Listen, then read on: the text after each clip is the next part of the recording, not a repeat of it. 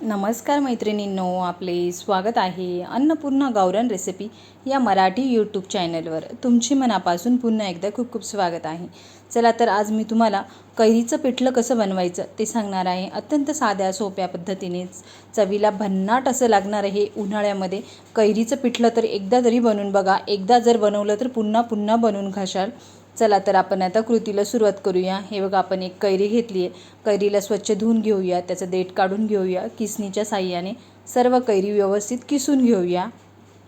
भरपूर सारा लसूण घेतला आहे. लसणाला ठेचून घेऊया. एकदम बारीक असं ठेचून घ्या. कैरीच्या पिठल्याला लसूण नेहमी ठेचून टाकायचा. 1 वाटी इतकं बेसन घेतलं आहे. त्याला आता मोठ्या भांड्यामध्ये टाकून घेऊया. त्याच्यामध्ये पाणी टाकूया आणि त्याला व्यवस्थित मिक्स करून घेऊया. या पद्धतीने असं मिक्स करून घ्या. एक कढई घेतली, गरम होण्यासाठी ठेवली. त्याच्यामध्ये तेल टाकूया. तेलाला व्यवस्थित कडकडीत असं गरम होऊन देऊ. गरम झाल्यानंतर त्याच्यामध्ये आता आपण मोहरी टाकूया. मोहरी तडतडल्यानंतर जिरं घालूया. हिंग पावडर घालूया. जो बी लसूण बारीक असा ठेचून घेतला आहे तो सर्व घालून घेऊया.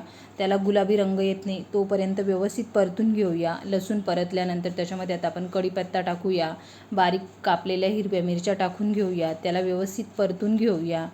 भरपूर सारी कोथिंबीर बारीक अशी चिरून घेतली, त्याला घालून घेऊया आणि तेलामध्ये व्यवस्थित परतून घेऊया. कोथिंबीर परतल्यानंतर जी बी कैरी आपण किसून घेतली ती सर्व कैरी घालून घेऊया आणि तिला या फोडणीमध्ये व्यवस्थित परतून घेऊया. या पद्धतीने परतून घ्या. परतल्यानंतर त्याच्यामध्ये आता आपण हळद पावडर टाकूया. तिला व्यवस्थित मिक्स करून घेऊया.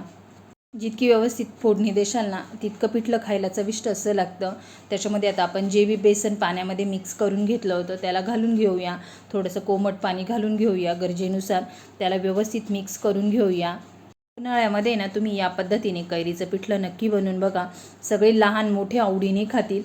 भन्नाट असं लागतं खाण्यासाठी. त्याच्यामध्ये आता आपण चवीनुसार मीठ टाकून घेऊया. त्याला मिक्स करून घेऊया आणि कैरीच्या पिठल्याला व्यवस्थित कड आणून घेऊया. या पद्धतीने उकळी फुटेपर्यंत पिठल्याला कड आणून घ्या.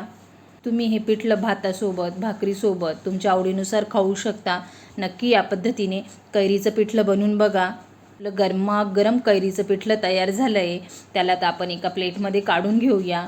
या उन्हाळ्यामध्ये कमी साहित्याचा वापर करून या पद्धतीने कैरीचं पिठलं तर नक्की बनवून बघा. झटपट होणार हे कैरीचं पिठलं आहे. आवडल्यास लाईक, शेअर, सबस्क्राईब नक्की करा. व असं चवीला भन्नाट असं लागणारं कैरीचं पिठलं तर एकदा तरी बनवून बघा. जिभेला पाणी सुटणार हे कैरीचं पिठलं आहे. चला तर भेटूया अशाच एका नवीन पुढच्या रेसिपीसोबत.